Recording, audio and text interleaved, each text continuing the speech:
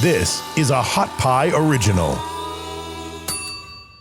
If you like Stop Self-Sabotage, check out another Hot Pie Media original, The Blueprint, brought to you by the Festive Kitchen, now offering comfort food hugs. Find them at www.festiveKitchen.com. I am with the amazing Anna McCoy, and you are here. Thank you so much to talk about Billionaire Brilliance. Yes. I love the alliteration, Billionaire Brilliance.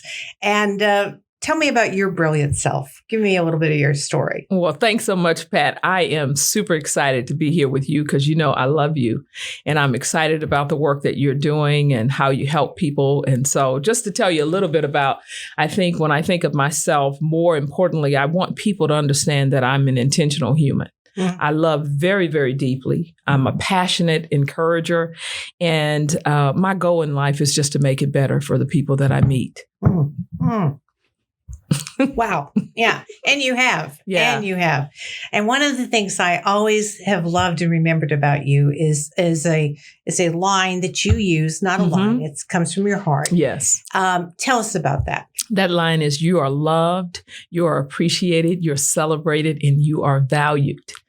Wow. I mean, can't you feel it? Woo. I just want you to feel, even for those who are listening. Food. That's right. Like, just touch your heart right now. You know what I mean? Yeah. And for me, I have been saying that line for almost 25 years. And I have been living that line. You know, I am a lover. I love people. I love life. I love the energy of life. And I love loving. And this is what's so important to me. And it's a loving act to me to say to you, especially when I just meet you, you are loved, you are appreciated, you are celebrated, and you are valued. When you listen to those 4 words, right? I think everyone deserves to start there. Exactly. You know, you got to work really hard to get me not to love you. No. You got to work really hard for me not to appreciate you. You've got to work hard for me not to celebrate you. Well, you know, what so touches me about that is how many people in the world would meet somebody and have them say that to them. I mean, do you get, glances of astonishment? Do you get people just melting in your arms? Absolutely. What happens? I get tears. I bet. I get wonder. I get connection, like emotional connection. Like yesterday, and I was thinking of you when I did this, by the way. I walked into a little convenience store and there was a man sitting on the ground who appeared to be homeless. And in that space, I saw him. We didn't connect in eye contact because he had his head down looking at his phone. But I walked into the store and I purposed in my heart in that moment, right, that when I come out, I didn't even realize I was going to get something to give him, right? And when I walked out, I noticed I had some cash, which I hardly ever carry. And when I walked out of the place, he looked up at me and he caught eye contact. And I didn't even think about it twice. I kept the money in my hand and I gave him the money and I just nodded at him because he was doing something else. He didn't ask me for it. I just reached out to give it to him. And then I felt this energy. So I looked back as I passed and I was getting into my car and he was looking at me with like just this excitement because he counted what I'd given him, right? And he just touched his heart and he just like, and I screamed out, "You deserve it." And I was thinking of you. Yes. To lift up his deserved phrases. Level. That's right. You know what I mean? That regardless of your condition and where you are, you deserve love. You deserve care. You deserve this connection with humanity. Exactly. And so that's my passionate love. Whoa. I know, I feel girl. better already. I know. It's just so Just good. Get the old hit off Anna here. I know. It's like, hit. wow. Oh.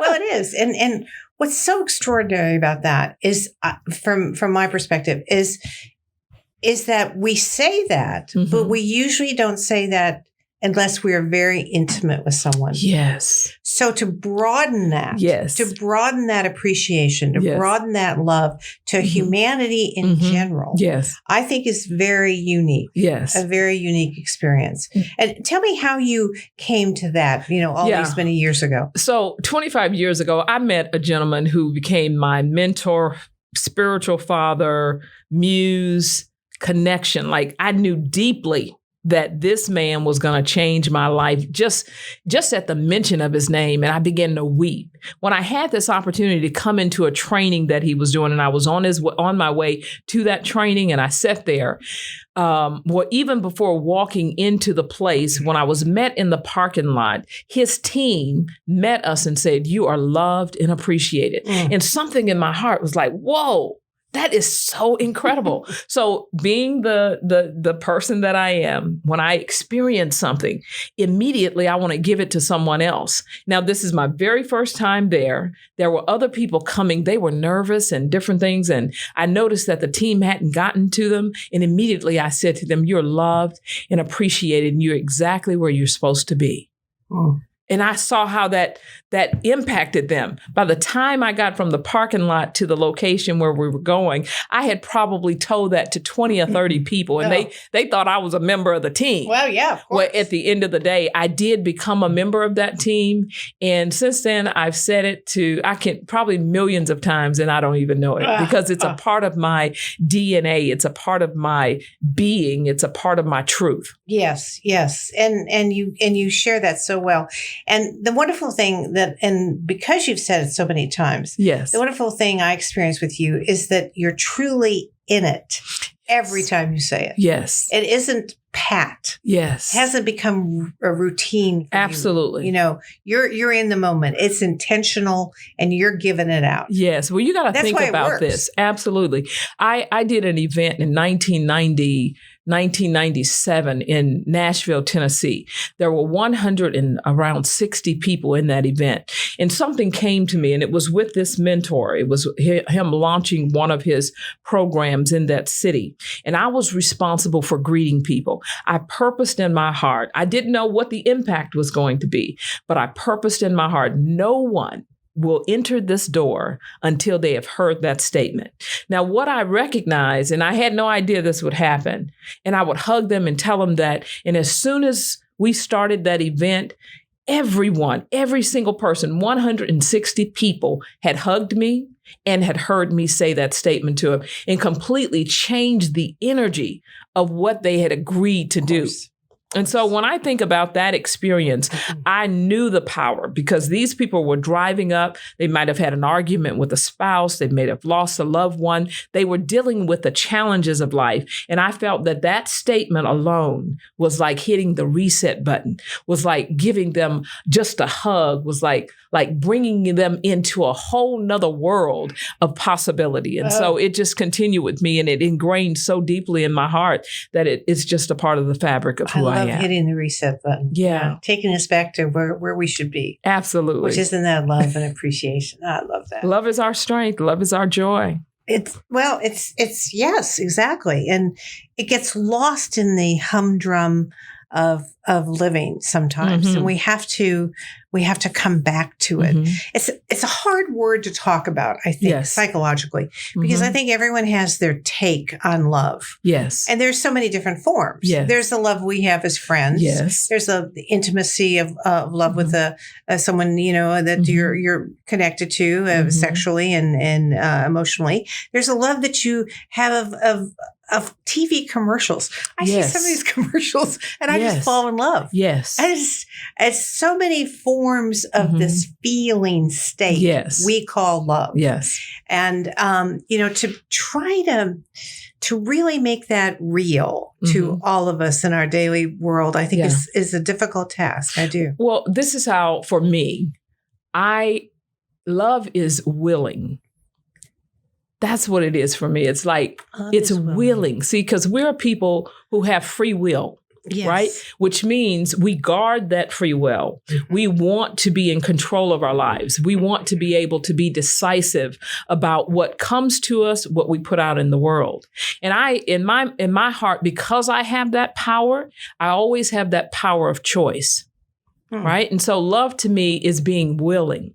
It is being willing to do the loving thing. It's being willing to overcome the resistance. Because I've experienced in my own life is that your body and your mind and your spirit, it wants to rejoice with people. It wants to be happy for someone. It wants to celebrate people. But then all of a sudden something rises up in you. And I believe it's the free will. I believe it's your power of choice. We call it our ego. We call it other things that rise up and say, don't do that right now. That's not appropriate. That's not, you're gonna, you'll be, yes. Yeah. You're stepping over a line. And think about it in the different industries. When we talk about business, entrepreneurship, and showing up as the creator or co-creator in the world, all of those things that are sensitive to who we are over the generations up until I think this time of awakening and what we're experiencing with this generation, this younger generation who is saying, I'm not going for it.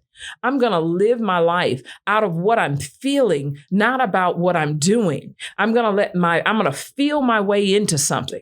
I'm going to feel my way into an opportunity. I'm going to feel my way into love. And so for me, I feel like that this is opportunity for people to just rise up in willingness to overcome all of the stuff that we've learned. Well, and, and true to what we're talking about on this program many times, rise up over your own self-sabotage. Yes. And your own fear. Yes. Which is what self-sabotage is. It's always fear and resistance. I love how how you have taught me in all sincerity, how to own who you are and don't give up who you are to rescue other people, to be accepted, to be admired in some cases, to be thought well of, to be considered. And I was like, whoa, when I heard you that first time this was my first time meeting you, by the way. Yeah. Talked about the drama and triangle. I just screamed, oh, this is for me. I'm free. I'm like, this is so freaking awesome. I'm not going to be a rescuer anymore. And neither am I going to be a victim in these things. And I think that for those who are listening, I would encourage you to go back to those episodes where you're talking about that drama triangle, where you're talking about, I heard one of your recent ones, and we're talking about that today, is passion. You did such an excellent job on that podcast. So people, go back and listen. Yeah. Thank you for the sponsorship. Oh, you're welcome. But I love you. So it's true. I know it's that. Authentic. Yeah. Yeah. Well, we did do one on the drama triangle. And I do think for women particularly, that is such an important thing to understand, because we give ourselves in our wanting to love and our wanting to be willing to help.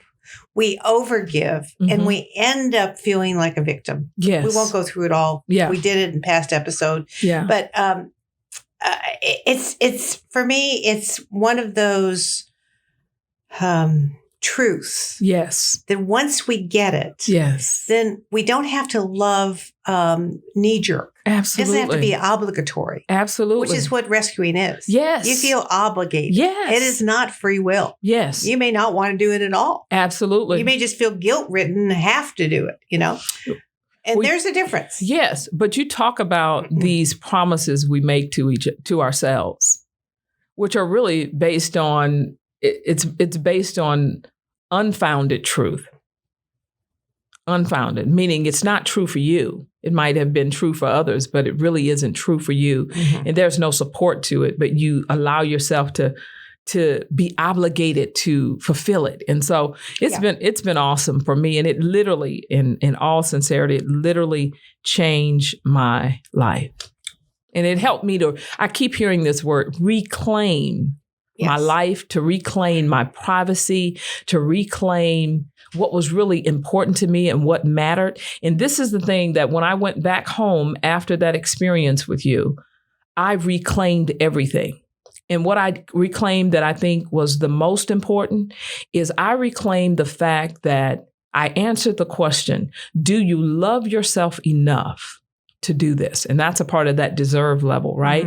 I turned that dial up so high. I said, I love myself more than this. Right. I love myself more than trying to do something for someone who doesn't really even appreciate that I want more for them than they want for themselves. Exactly. So I turned that little dial down of giving and trying to serve and try to help and save people to raising the dial that I deserve to live peacefully. I deserve to maintain the environment that's important to me. And in my case, I had a lot of my young nieces and nephews who lived with me and were doing their own thing. And because I loved them so much, I felt obligated to care for them, to allow them to live as adults in my home. But after our time together, I stopped self-sabotaging and got rid of all those rascals. But and here's the paradox of that. Not only did you probably start loving them more, yes, but you freed them. Yes. Because if you're in that kind of stuck place with you giving, them taking, then you're infantilizing them. Oh, you're wow. seeing them as younger and more incapacitated than they really are. Yes, absolutely. It's not bringing them up. Yes. It's keeping them stuck. Yes. With every good intention. Yes. That's the paradox of it. Yes. Yeah. So you talk about billionaire brilliance. Yes. And before we say that, just a second. I want you to talk a little bit about your background in business because you have a wonderful spiritual quality, but you have also been a kick business person, So tell us about that a little bit. Well, thank you so much for asking. In business, I've been in business for over 30 years, and which is really a unique experience as an entrepreneur, and having not to have worked for someone else other than really pushing towards the dreams and the visions that I felt were in my heart. I was fortunate to get married about 20 years ago and do business with my partner at that time. And we created a company called Urban America, which is still in existence today, where we do master plan development and those type of things. I don't have to do that full time, so it's not my first choice of work. It's a legacy opportunity to still do business with my former husband. And through that process, we were able to make the connection in low and moderate income communities. And it worked for me because I'm so compassionate.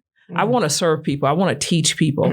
We taught over 27,000 African Americans on financial empowerment when we had no social media. We've created over 20,000 jobs through the work that we've done. We've invested over $800 million, or a couple of $1 billion, but raised over $800 million to do the work that we're doing. We're currently now continuing to build in cities, master plan in these communities.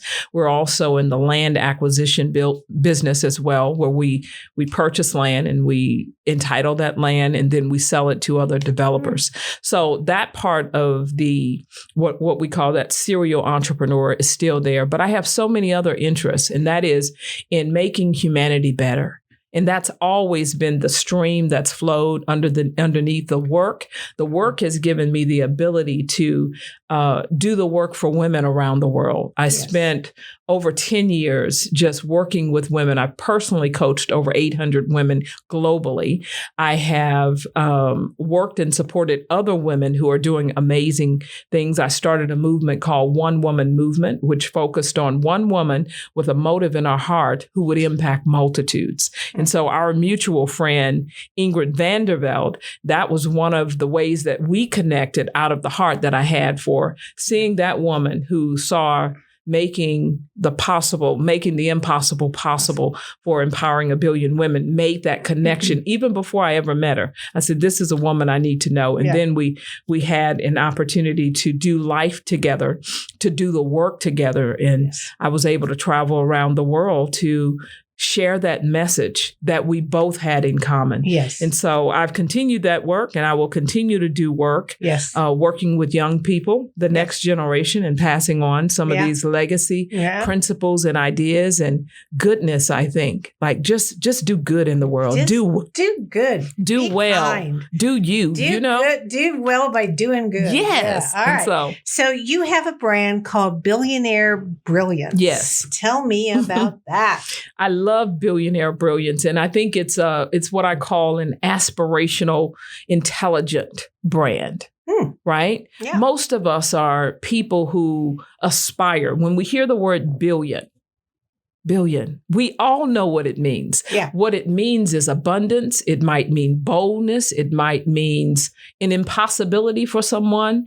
But when we hear it, we know that there's something about it that says something about work, effort, opportunity, access. And so, yes, And so to be a billionaire, there are about either 2,200 or 2,600 billionaires globally.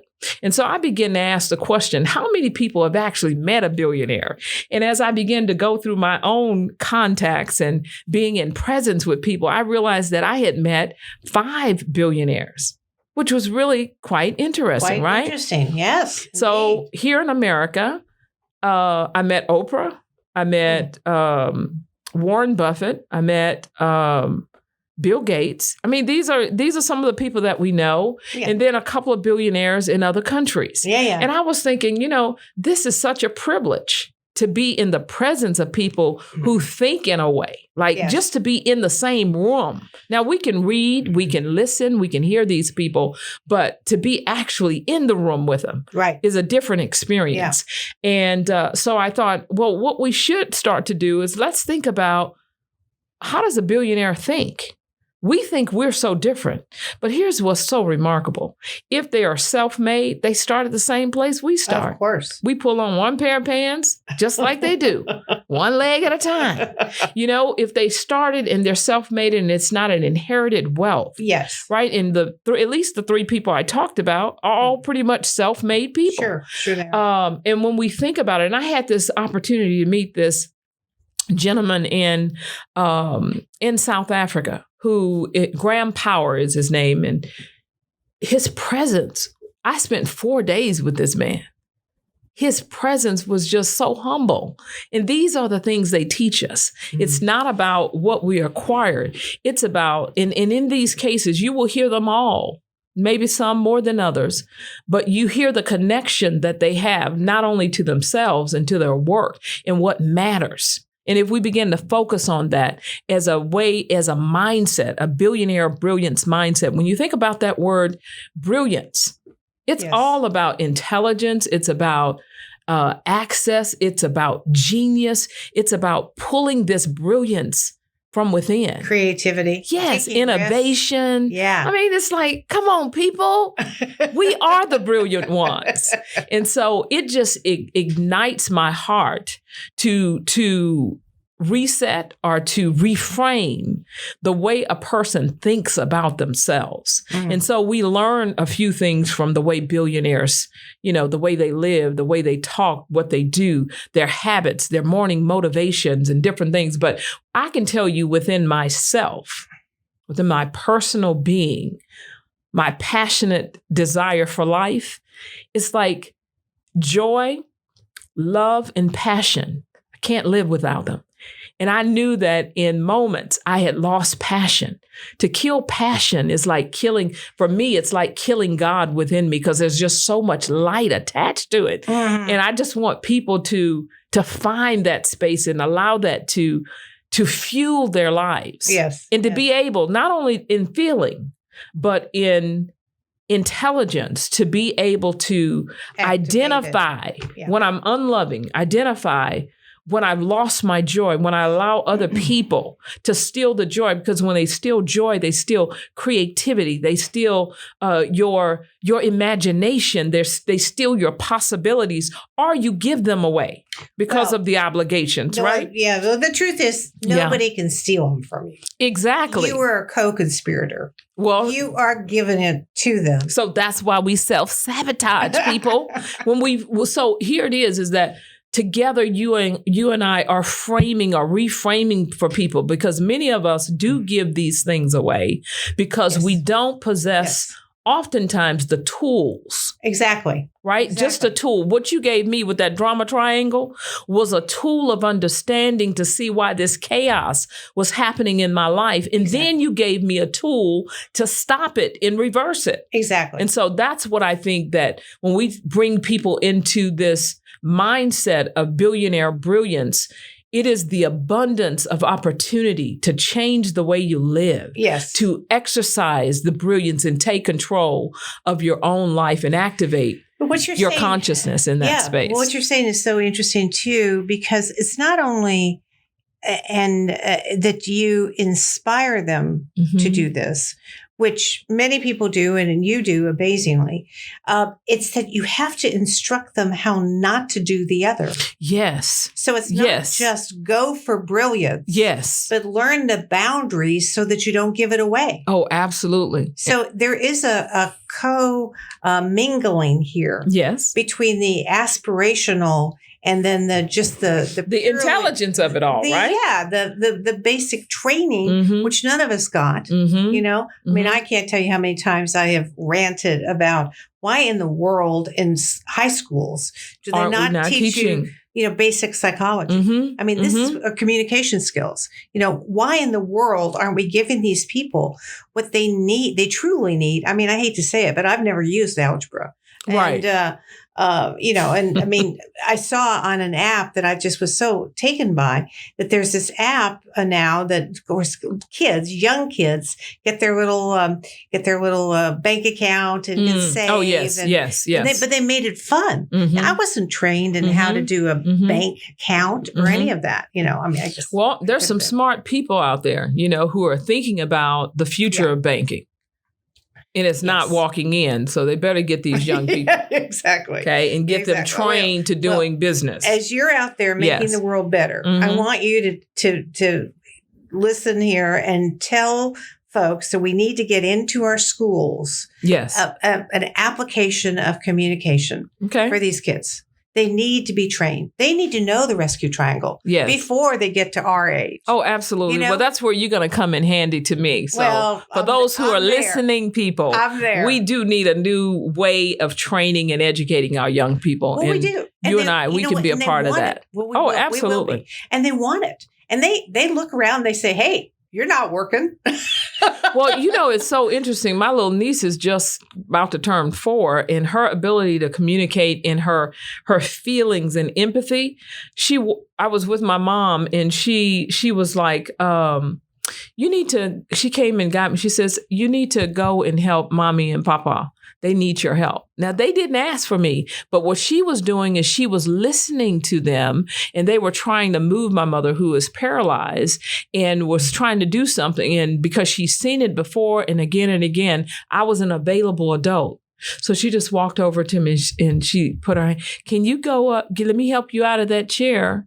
Because I was in a massage chair, so you can go and help them. So when I walked into the room, they were looking at me like, well, how you know we need help? I said, she came and got me. Why? She's paying attention. And so they've got some antennas that we aren't aware of, right? Okay.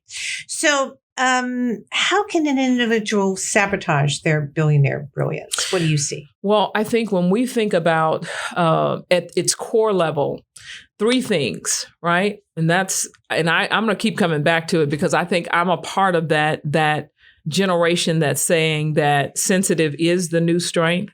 Sensitive, being empathetic is the power. And we can see our young people, they're showing us this. They're showing us that we can do a whole lot more. What is it? You can do a lot more with sugar than you can with salt or whatever the case may be. With that being said, 3 things: love, joy, and passion, right? Love is willing.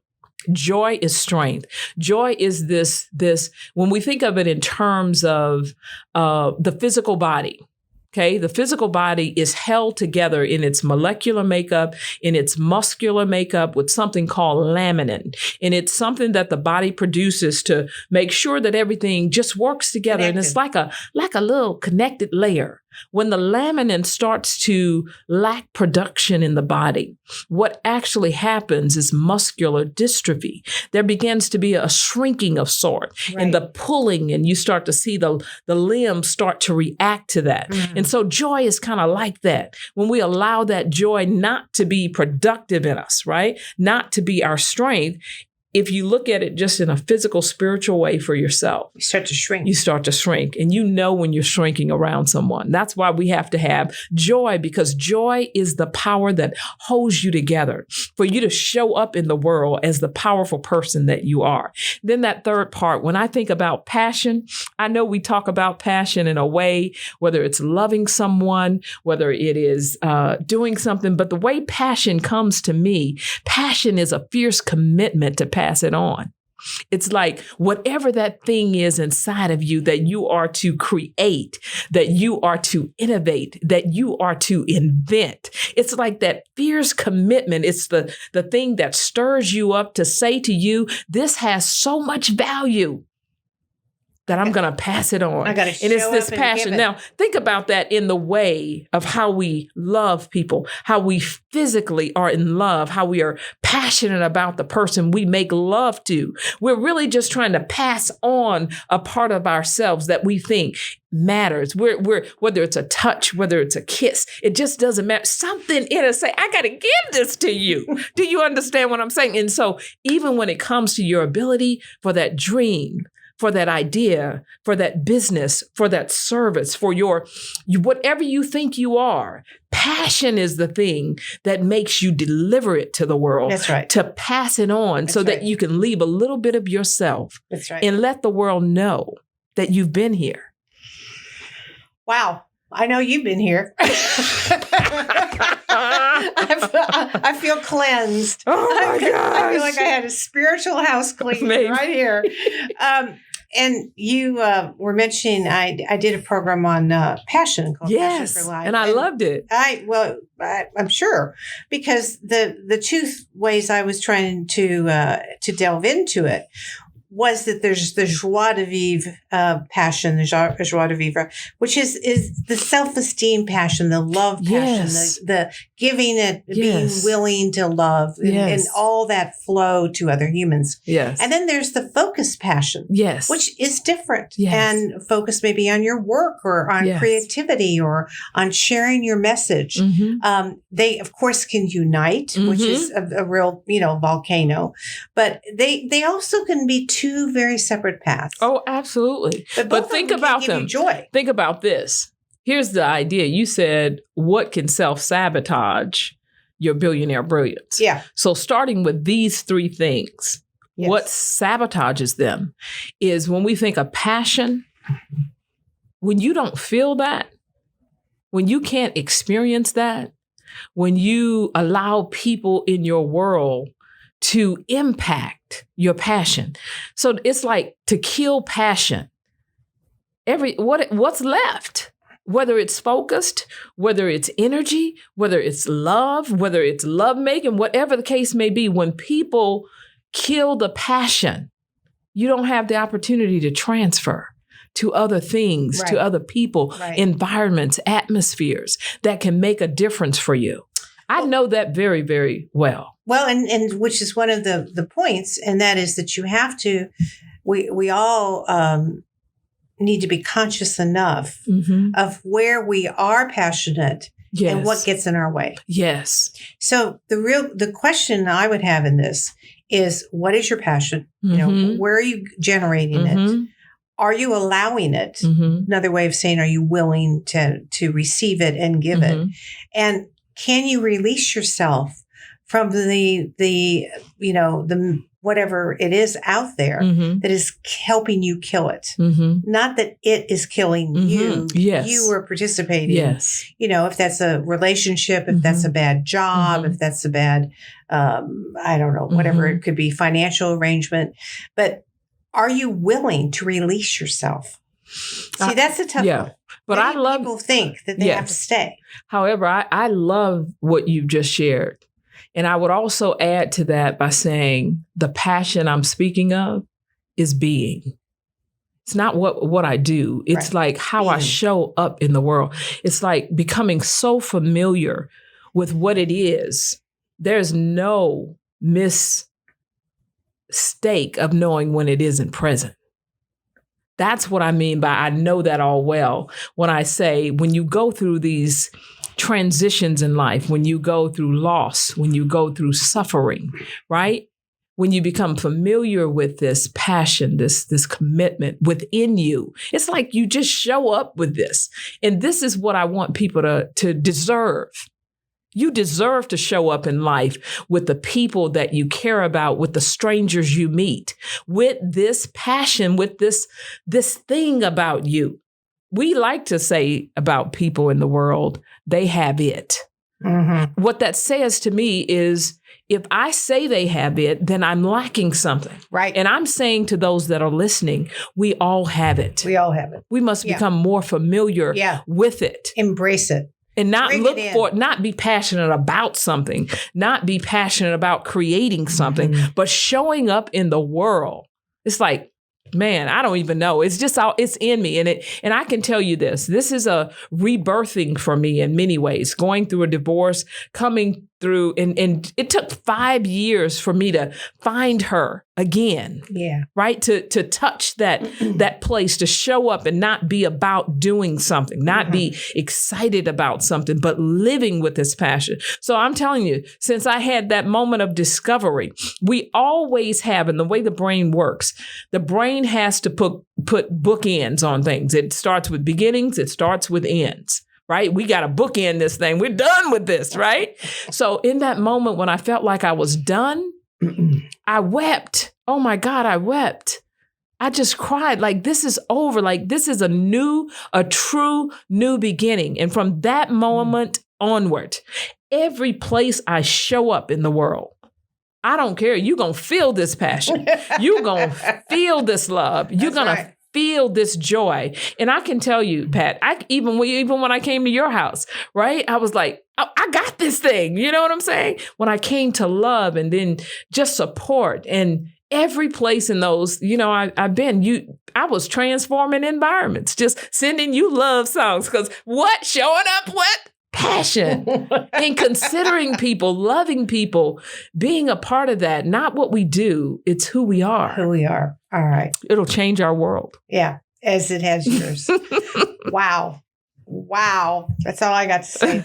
Anna McCoy. Yes. Thank you for you in life. Yes. I love and honor you and appreciate you. And thank you for being part of this. Yes. I hope this touches millions of people. Yeah. And you already have. We will continue in our friendship to do that. Yes. And thank you for being here today. Thank you for having me. You bet. Thanks for listening. You can find more episodes and all other Hot Pie Media originals baked fresh daily at our home on the web at hotpiemedia.com, the Hot Pie Media YouTube channel, or wherever you listen to podcasts.